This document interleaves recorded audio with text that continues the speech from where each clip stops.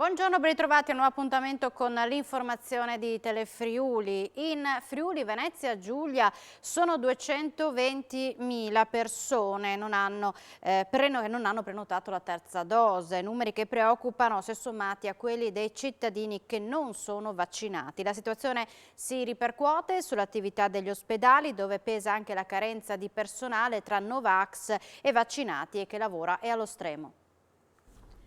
Il servizio sanitario regionale tiene, ma è sotto fortissima pressione in questa quarta ondata Covid. Come se non bastasse la carenza di personale, tra contagiati e non immunizzati, a complicare la situazione negli ospedali sono gli accessi di persone non vaccinate.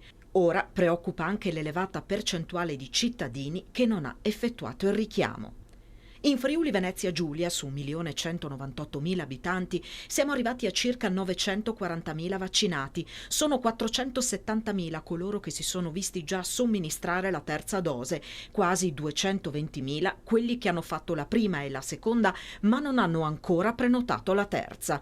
Lo ha evidenziato questa mattina il vicepresidente della regione Riccardo Riccardi, che si è recato al pronto soccorso del Santa Maria della Misericordia di Udine con il direttore generale di ASUFC, Denis Caporale. Speriamo di essere davanti ad una fase finale di questa storia, almeno con queste dimensioni. Quindi il personale diventa ancora più importante nel momento in cui ci sono forti infezioni tra personale e purtroppo c'è una quota anche di personale non vaccinato. A venerdì contavamo circa 90.000 posti in agenda liberi per la terza dose, soltanto a gennaio. È evidente che questo è un tema che distingue questa regione e che purtroppo facciamo fatica a vedere le persone che scelgono di fare l'unica cosa che è necessario fare. Abbiamo superato le 470.000 somministrazioni, abbiamo una platea intorno ai 900.000 e abbiamo oltre 200.000 persone che ancora non hanno chiesto di farla questa terza dose.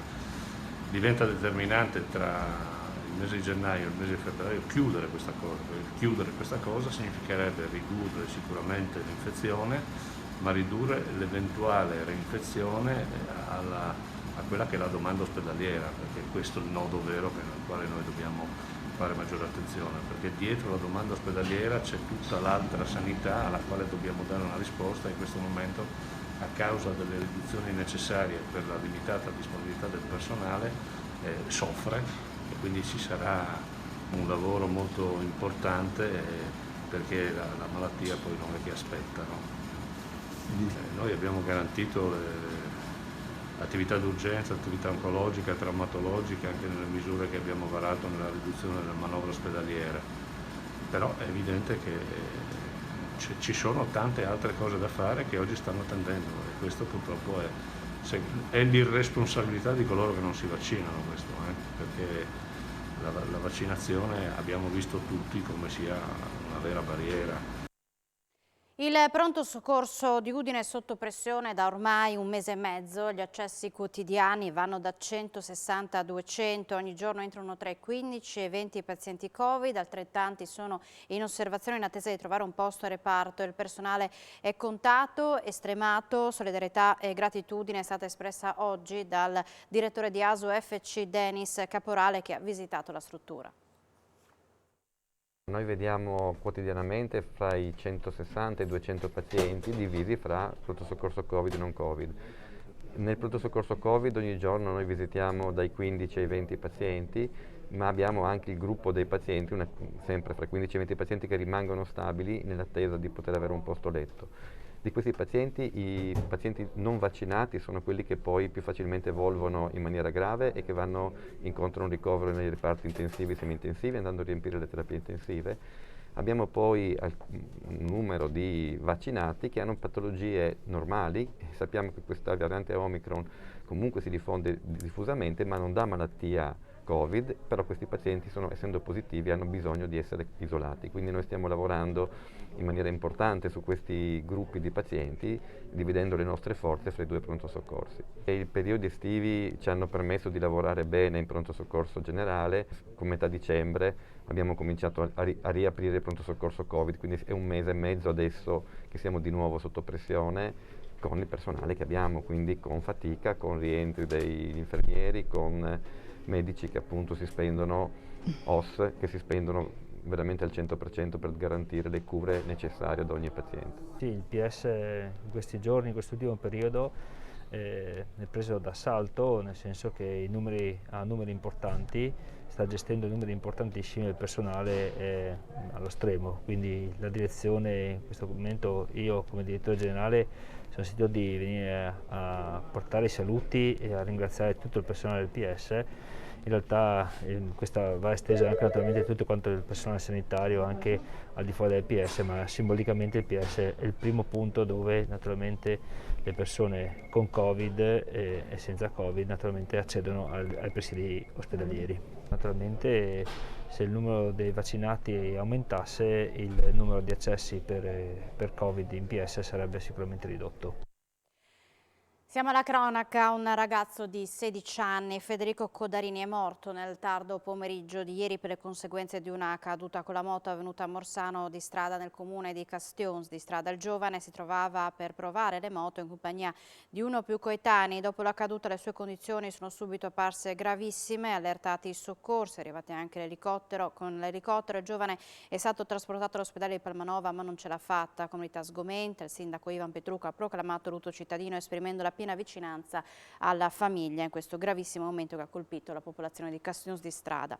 Esce di strada e si schianta con l'auto contro un muro a Venzone, rimanendo incastrato all'interno dell'abitacolo. Vittima dell'incidente stradale che ha coinvolto altri mezzi, un uomo di 50 anni della zona è stato soccorso intorno alle 20 di ieri dall'equipaggio di un'ambulanza dell'equipe medica. L'uomo è stato trasportato in volo all'ospedale Santa Maria del Misericordia di Udine, grave ma non in pericolo di vita. Un turista austriaco di 54 anni in vacanza ad Aprilia Marittima di Latisana è stato trasportato in ambulanza nella serata di ieri all'ospedale di Latisana dopo essere caduto dentro un canale nell'acqua gelida ad Aprilia, trasportato al nosocomio della cittadina della Bassa Friulana dove è stato curato per ipotermia. Si chiama Il Torre e altri paesaggi, la mostra di Bruno Beltramini allestita in via Roma Tarcento, dedicata agli splendidi scorci dei paesi della nostra regione. Tutto questo lavoro nasce da un amore veramente intenso di Beltramini per i luoghi del Friuli e per la natura, perché lui li sceglie, li segue, li ascolta, poi scatta e poi li riascolta nel suo studio quando ricrea l'immagine attraverso anche i colori o i colori acrilici col pennello oppure con i pastelli. In vetrina potete vedere delle immagini del Torre e paesaggi limitrofi, mentre all'interno ci sono quasi tutti sono paesaggi friulani che vanno dal mare alla montagna. La tecnica, allora io faccio la fotografia, dopodiché la stampo su una carta da disegno e la superficie in pratica di questa carta e di questa fotografia viene ripassata e reinterpretata con i colori acrilici, perciò con un pennellino 000, più piccolo, quello per miniature, e oltre ai colori acrilici uso anche le matite colorate. A Teatro Nuovo Giovanni da Udine di scena La piccola bottega degli orrori, uno dei musical di maggiore successo di tutti i tempi in un nuovo allestimento.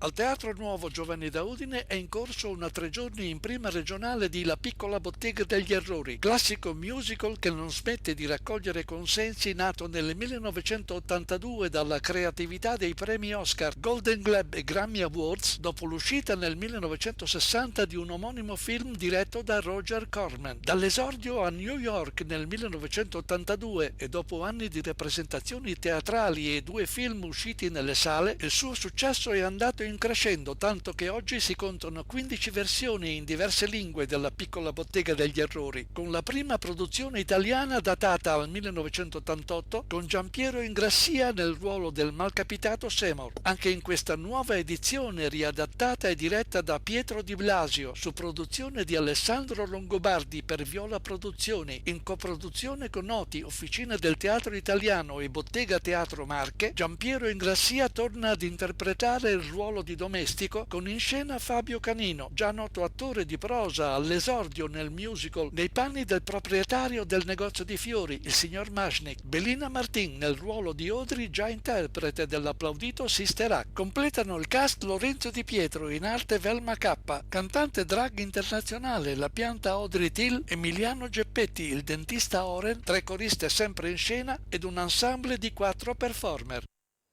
Soddisfatto della squadra, e siamo allo sport all'Udinese per l'atteggiamento, visto il percorso di avvicinamento alla partita, e a dirlo è Gabriele Cioffi, il tecnico bianconero, subito dopo la sconfitta contro la Juventus. Ascoltiamolo. Ho fatto allenatore 2.0, cioè praticamente non mi ha allenato. Lo staff, videochiamate con i giocatori, oppure sedute in bike sull'iPad o sedute sul tapirulan sull'iPad. La società ha speso non so quanti soldi per affittare tutto, cardiofrequenzimetri apposta con le applicazioni, insomma. E quindi da lì ti dico che quello che ho visto stasera mi è piaciuto.